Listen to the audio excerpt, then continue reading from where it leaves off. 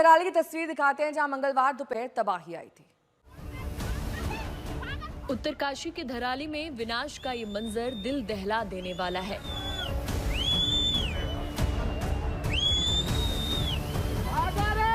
ये तस्वीरें बयां कर रही हैं कि उत्तराखंड के इस खूबसूरत गांव में मंगलवार को दोपहर किस तरह तबाही आई थी।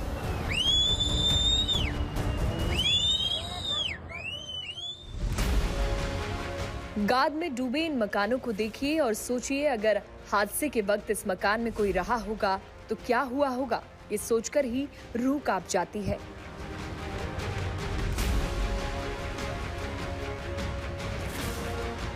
धराली गांव में विनाश का मंजर है। खीरगंगा से गाद का ऐसा रेला आया कि बहुतों को बचने का मौका तक नहीं मिला।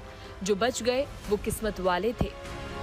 खतरनाक था साहब। मैं अपनी लाइफ में 50 साल मेरी उम्र हो गई है और मेरे पिताजी लोगों के मेरे से भी बड़े हैं, मेरे जो दादा लोग थे उन्होंने भी कभी मतलब ऐसा नहीं बताया कि ऐसा ऐसा कभी हुआ होगा। मैंने पहली बार ऐसा मंजर देखा साहब, बहुत खौफनाक खतरनाक आवाज़ थी। फिर यहाँ पर ये मुखबा गांव के जो लोग थे साहब, हम लोग यहाँ पर हमने सिटी मारी और जो मार्केट में थे, जो गाँव में थे, घरों में थे, वो जो है मतलब वहाँ से भागे साहब। और कुछ लोग ऐसे थे जो मतलब वहाँ से मतलब भाग नहीं पाए, मतलब इतना समय नहीं मिला। सेकंडों के अंदर जो है मतलब ये दुकानों में जो है पानी घुस गया था।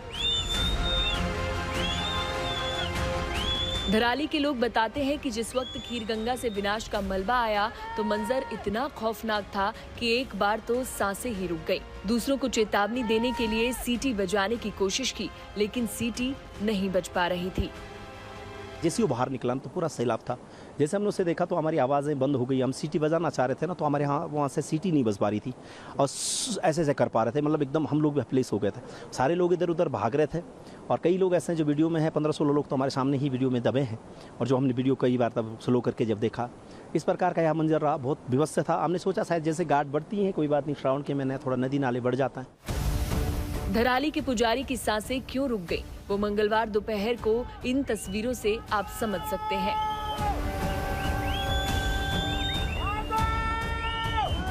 देखिए कैसे गाद की चपेट में धराली गांव आ रहा है। चीख पुकार मची हुई है। लोग जान बचाने के लिए भाग रहे हैं, लेकिन देखते ही देखते बस्ती का बड़ा हिस्सा सैलाब की चपेट में आ जाता है। मतलब कुछ लोग तो हमने मतलब सामने अपने आंखों के सामने मतलब जो मलबे के नीचे जो हमने दबते हुए देखे थे, मतलब जो बिल्डिंगें जैसे जिस तरीके से उड़ी थी, मानो जैसे मतलब उसमें जैसे कोई बम पड़ा हुआ हो और जैसे किसी ने बटन दबाते ही मतलब वो जो है मतलब एकदम धमाके के साथ मतलब तार बार हो गया था कि मतलब कुछ था यहाँ पे, मतलब कुछ नहीं था, सब बराबर। जब गाद का सैलाब आया तो गांव में करीब 200 लोग रह रहे होंगे। धराली में कल्प केदार का मशहूर मंदिर भी है, जहां उस रोज मेला लगा था। धराली के पुजारी बताते हैं कि भगवान केदार की कृपा से मंदिर और मेले में आए लोग बच गए। और मुझे लगता है कि वो भगवान की इतनी कृपा रही कि मेले में लोग सब इकट्ठे थे और मंदिर पे थे, तो मंदिर वाले सारे लोग और इस साइड में सारे लोग बच गए। कुछ लोग मार्केट में थे तो वो लोग समझ ही नहीं पाए, उनके सामने बड़े बड़े होटल्स थे, तो उन्हें वो पीछे उसको सैलाब दिखा नहीं कि इतना विवश होगा। उन्होंने लगा चलो थोड़ा नदी बढ़ रही होगी तो कोई बात नहीं। यहाँ पर जो दीवार है वो 7 मीटर के ऊपर की है, यानी 21 फीट के आसपास तक दीवार ऊंची थी और पक्की थी, तो लोगों ने लगा चलो धीरे से नदी बढ़ेगी तब तक बहुत मौका मिलेगा, लेकिन वो मौका ही नहीं मिला। धराली की कहानी रोंगटे खड़े कर देती है। सोचिए जब सुनना इतना खौफनाक है तो जिन्हें इसे देखा होगा और जो इसके शिकार हुए होंगे उनके लिए ये कितना डरावना रहा होगा। आज तक ब्यूरो। आशुतोष मिश्रा मेरे सहयोगी जुड़ गए हैं तमाम जानकारी के साथ। आशुतोष, बेहद अहम बात, जो लोग मंदिर में मौजूद थे वो बच गए, जो मार्केट एरिया में थे वो अपनी जान नहीं बचा पाए क्योंकि वो अनुमानित ही नहीं कर पाए कि कितने वेग से ये मलबा आ रहा है। दूसरी चीज आपसे ये जानना चाहूंगी, जितने लोग लापता बताए जा रहे हैं वो अनुमानित नंबर्स हैं या फिर एक्चुअल नंबर्स हैं, कहां से ये आंकड़े आ रहे हैं? जो लोग वहां पर थे उनमें से कईयों को रेस्क्यू किया गया, अलग अलग हेलीपैड पर आए। वहां से उनको पता चला कि देखिए यहाँ पर होटल में लोग रहते थे और उनको पता था कि वहाँ कोई छोटा मोटा त्योहार भी चल रहा था, टूरिस्ट भी थी, 4 धाम यात्रा भी थी। इसलिए वो अनुमान उनका सामने आया है कि ये संख्या 100 नहीं उससे कहीं ज्यादा हो सकती है, क्योंकि अगर वहाँ पर होटल हैं, धर्मशाला हैं, उसके बाद लॉज हैं, होम स्टे हैं, ये सब बने हुए, तो लोग वहाँ थे, खाली पूरी तरह तो था नहीं, तो एक संख्या हो सकती है और इसी वजह से वो संख्या ज्यादा है। और अगर वो संख्या ज्यादा है तो तभी पता लगेगा जब आप वहाँ पर इतना फोर्स भेज पाए, इतने लोग भेज पाए, जब जब इस ऑपरेशन को आप करने के लिए ज्यादा लोग मौजूद है। एक अच्छी खबर मैं जरूर देना चाहूंगा, इस समय हम जहां कल सुबह पहुंचे तो जो रास्ता पूरी तरह बंद था, पहला ब्रिज खत्म हो चुका है। बड़ी सफलता मिली है इस समय बीआरओ को। यहाँ जो पहला बड़ा रास्ता था, जो सबसे बड़ी मुश्किल थी, उसे ठीक कर लिया गया है।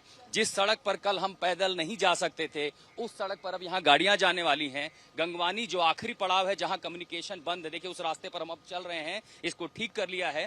पीछे हैवी व्हीकल्स आ रही हैं, जिसमें जो कनेक्टिविटी के लिए वैली ब्रिज है, जो पूरा पुल बह गया नदी को जोड़ने वाला, उसका सामान है। आर्मी की इंजीनियरिंग जो टीम है, इंजीनियर्स, वो भी यहाँ पहुंच रहे हैं। वो ये कहा जा रहा है कि आज गंगवानी ब्रिज भी रिस्टोर कर लिया जाएगा। अगर ऐसा है तो संभवतः कल लिच्छी के पास जो इलाका है, यानी संभवतः कल सुबह या कल दोपहर तक ये तमाम जो रेस्क्यूअर्स हैं अपने भारी भरकम संसाधनों के साथ, मशीनरी के साथ, कल वो पहुंच जाएंगे हर्षिल या धराली के बेहद नजदीक। और अगर ऐसा होता है तो फुल स्केल ऑपरेशन आपको देखने को मिलेगा। आप सोचिए, इस सड़क पर चलना मुश्किल था। मैं जब यहाँ पहुंचा था, उम्मीद नहीं थी इतनी जल्दी हो जाएगा, लेकिन आखिरकार आज बड़ी बड़ी मशीनरी लगाई गई है। और जब इसका इस्तेमाल हुआ तो ये पूरी सड़क मलबा क्लियर कर दिया गया, साफ हो गया है।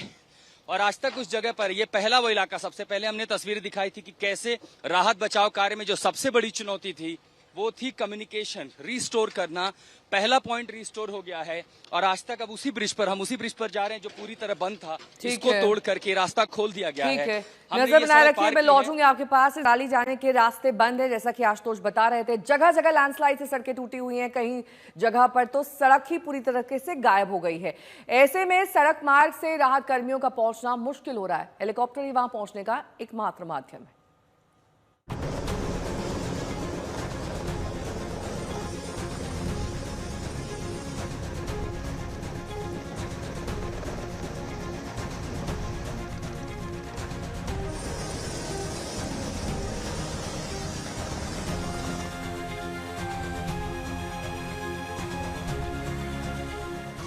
जब जाने का रास्ता ना हो, जब तमाम रास्ते टूट और बह गए हों, तो हेलीकॉप्टर ही सहारा रह गया है रेस्क्यू ऑपरेशन का।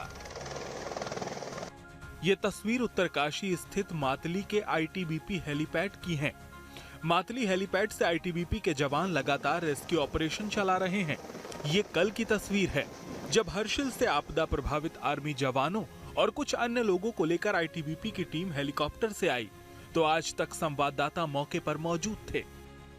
इस तरह से जो धराली में घायल सैनिक है उनको हेलीकॉप्टर के जरिए यहाँ मातली में जो आईटीबीपी का कैंप है, हेलीकॉप्टर के जरिए लाया गया है और अब इन्हें यहाँ पर आईटीबीपी का जो हॉस्पिटल है उस पर उनका उपचार किया जाएगा। ये देखिए किस तरह से जो कल भीषण आपदा आई उसमें ये बुरी तरह से घायल हुए हैं। इनके आप देखिए वहां पर प्राथमिक उपचार दिया गया है, लेकिन उसके बावजूद देखी जा सकती है चोट पैरों में लगी हुई है आपदा के बाद और पूरी तरह से चेहरा हो, हाथ है घायल हुए सर। और कितने लोगों को बचाया आप लोगों ने उस दौरान? बचाया सर 15-20 लोगों। अच्छा। रेस्क्यू ऑपरेशन की निगरानी करने वाले आईटीबीपी के कमांडेंट के मुताबिक आईटीबीपी के 140 जवान राहत और बचाव ऑपरेशन में लगे हैं। 5 बजे से लगभग 140 लोग, आईटीबीपी के लगभग 140 लोग सर्च एंड रेस्क्यू ऑपरेशंस में लगे हुए हैं। अभी तक लगभग 4 डेड बॉडीज डेब्री में से निकाल ली गई हैं और जो भी घायल हैं उन्हें वह मौके पर ही फर्स्ट एड दिया जा रहा है और कोशिश की जा रही है जो ज़्यादा गंभीर रूप से घायल हैं उन्हें हर्षिल हेलीपैड पर लाया जाए और जहां से उन्हें इवैक्यूएट करके एयरलिफ्ट यहाँ मातली में किया जा रहा है।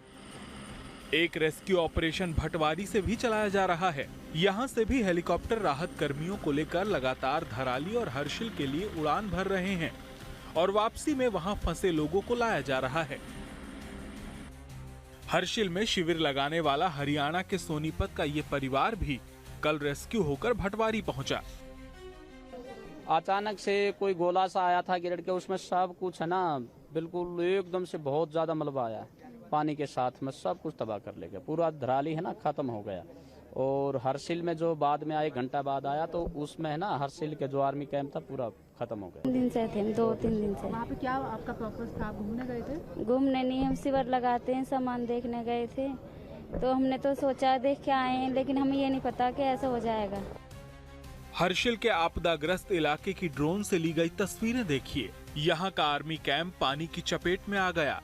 तस्वीरें देखिए, बीच में बरसाती नदी बह रही है और दोनों तरफ राहत कर्मी खड़े नजर आ रहे हैं। अब दूसरी तस्वीर देखिए, नदी में पुल बनाने की कोशिश हो रही है।